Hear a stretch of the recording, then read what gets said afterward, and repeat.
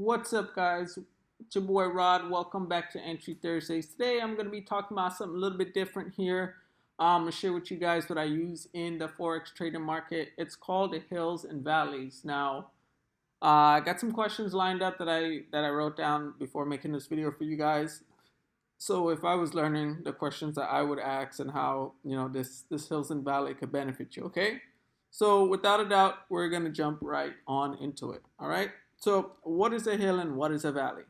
So with a hill, right, you're only going to see hills on a downtrend. So for example, so I can show you guys, you can see that there's a hill going on right here, okay?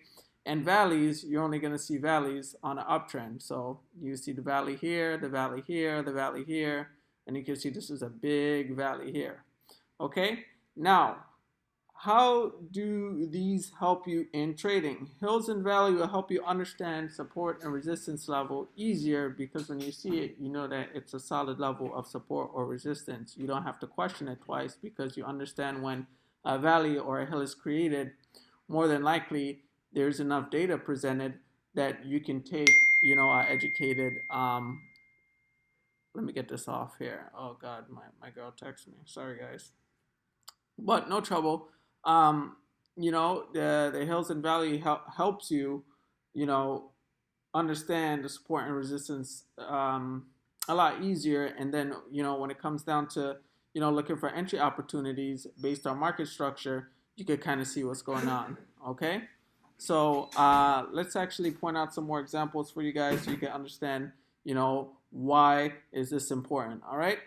So as you can see, we were on an uptrend here. When you zoom out, this is the best way, to see hills and valleys. So I'm going to actually highlight them for you guys so you can see.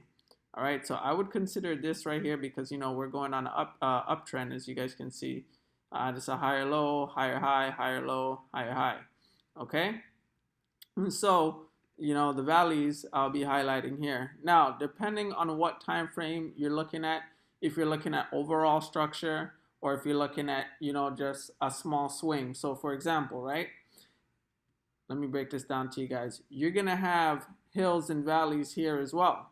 But on a lower time frame, this is on its own trend. So you got to look at the bigger picture, and the best time frame to look at hills and valley on would be the H4 or the daily. Why? Because it gives you a broader perspective of, what's going on, and, it kind of shrinks down a lot of the data so you guys don't get lost. Okay, so as you guys can see here, very clear, we got a valley here and we got a valley here. Okay, now as you guys can see here, the structure is changing. So once, this right here, I wouldn't consider this a valley, but not every time you're going to be able to see valleys, but more than likely, from time to time, you'll be able to analyze and see what's going on. So as you guys can see here, when this support level here that was holding up got broken, this hill was created. When this hill was created, what that signifies is that this trend is, no longer possibly might be in an uptrend, but it is trending down. So this is just another indicator, another confluence that you guys can use to help better your trading, because when you're trading in the markets, you're going to take pieces from everything to kind of create your style. The foundation is the same. Okay, the foundation is the same, depending on the strategy that you're following. But other things that you can incorporate is, little styles, little indicators, little things that you might find that could benefit your trading style.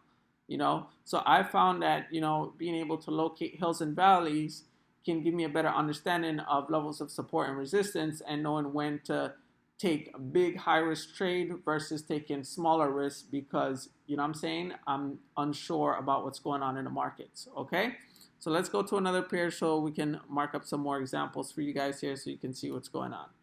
So as you guys can see here, this was a massive downtrend on GBP AUD. Okay, down here would probably have a valley. Okay, and then we'll have a hill.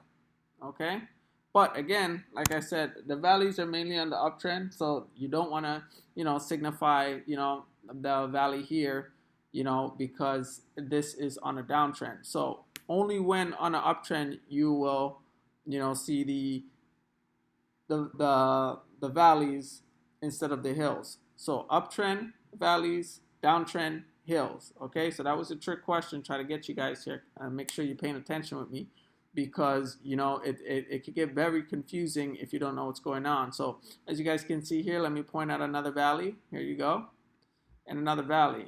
And why are we highlighting valleys here? Why? Because at one point in time, GBP AUD was in an uptrend, so we were looking for valleys. We weren't looking for hills. At a point in time, when the trend broke and changed, it started creating hills. So like I said, guys, this is another way to give you another indicator, another confluence, to help you with your trading style, a little, cherry on the top, so that you can kind of keep track of what's going on in the markets. This is definitely helpful. I've been using it. I've gotten success from it, so that's why I'm sharing it with you guys. All right. So thanks so much. I hope you guys, taking this as, some educational growth, and I hope this can help you benefit in your trade. And I'll see you next week.